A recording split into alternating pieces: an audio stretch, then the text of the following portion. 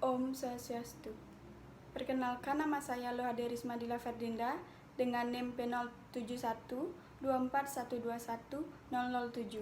Baik, di sini saya akan menjelaskan mengenai konsep, prinsip, lingkup, dan visi promosi kesehatan. Yang pertama, pengertian promosi kesehatan. Kedua, determinan kesehatan. Yang ketiga, perkembangan dan keterkaitan kesehatan masyarakat, pelayanan kesehatan, kesehatan dasar, pendidikan kesehatan, dan promosi. Yang keempat, 5 ruang lingkup promosi kesehatan. Dan yang kelima, visi promosi kesehatan. Promosi kesehatan merupakan proses perubahan perilaku atau proses belajar secara terencana pada diri individu, kelompok atau masyarakat dalam meningkatkan kemampuan atau pengetahuan sikap dan keterampilan untuk mencapai derajat hidup sehat yang optimal. Tujuan promosi kesehatan secara umum adalah merubah perilaku di bidang kesehatan dengan secara khusus membuat klien atau masyarakat menyadari nilai kesehatan, mandiri mencapai hidup sehat, dan memanfaatkan pelayanan kesehatan secara tepat guna. Secara operasional, ditujukan untuk membuat masyarakat dapat mengerti, bertanggung jawab, melakukan langkah-langkah positif untuk kesehatannya sendiri sesuai tujuan intervensi perilaku dalam promosi kesehatan. Ada 3 determinan kesehatan. Yang pertama ada determinan fisik, yaitu kebersihan lingkungan, cuaca, iklim, dan lain-lain. Yang kedua ada determinan biologi, yaitu mikroorganisme atau virus, bakteri, parasit, dan lain-lain. Dan yang ketiga ada determinan sosial, yaitu kemiskinan, pengangguran, kelestarian lingkungan, diskriminasi, dan ketidakberdayaannya.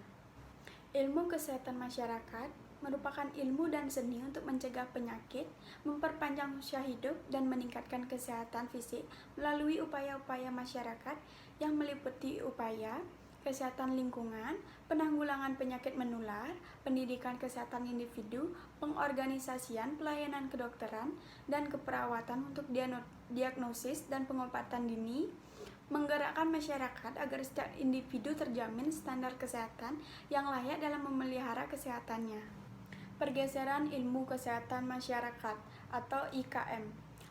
Abad ke-19 berfokus pada risiko kesehatan yang ditimbulkan oleh udara, air, dan makanan serta penyakit-penyakit yang disebabkan oleh lingkungan yang buruk. Abad ke-20 terjadi perubahan pola penyakit kepada yang disebabkan oleh gaya hidup dan lingkungan yang buruk, sehingga fokus kepada pendidikan kesehatan untuk berperilaku beresiko seperti merokok, diet rendah serat, serta kedokteran pencegahan seperti screening dan deteksi dini penyakit. Pelayanan kesehatan dasar. Pelayanan kesehatan dasar memberikan pelayanan promotif, preventif, kuratif, dan rehabilitatif. Kegiatan minimal dalam pelayanan kesehatan dasar menurut WHO. Yang pertama, pendidikan kesehatan masyarakat. Yang kedua, peningkatan ketersediaan pangan dan nutrisi. Yang ketiga, menyediakan air bersih dan kebutuhan sanitasi dasar. Yang keempat, pelayanan kesehatan ibu dan anak termasuk keluarga berencana. Yang kelima, imunisasi. Yang keenam, pencegahan dan penanggulangan penyakit endemik lokal. Yang ketujuh, pengobatan yang memadai untuk penyakit-penyakit umum dan kecelakaan. Dan yang kedelapan, penyediaan obat esensial. Pendidikan kesehatan dan promosi kesehatan. Menurut Ilona Kikbas, promosi kesehatan lahir dari pendidikan kesehatan. Penyuluh atau pendidik kesehatan masyarakat sadar perlu pendekatan positif dalam pendidikan kesehatan lebih dari sekedar pencegahan penyakit.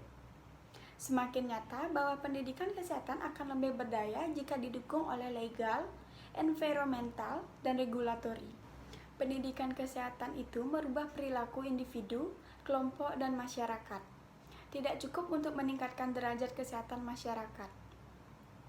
Determinan kesehatan tidak bisa hanya diintervensi dengan pendidikan kesehatan, tetapi juga lewat regulasi dan legislasi melalui upaya mediasi, advokasi, dan pemberdayaan masyarakat. 5 ruang lingkup promosi kesehatan. Yang pertama ada ruang lingkup berdasarkan area masalah. Yang kedua, ruang lingkup berdasarkan tingkat pencegahan. Yang ketiga, ruang lingkup pelayanan kesehatan dasar. Yang keempat, ruang lingkup aktivitas. Dan yang terakhir, ruang lingkup perilaku kesehatan. Visi promosi kesehatan.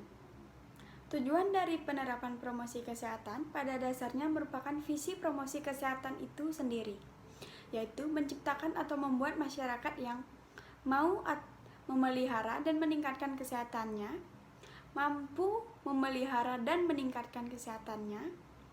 Memelihara kesehatan berarti mau dan mampu mencegah penyakit, melindungi diri dari gangguan-gangguan kesehatan. Meningkatkan kesehatan berarti mau dan mampu meningkatkan kesehatannya.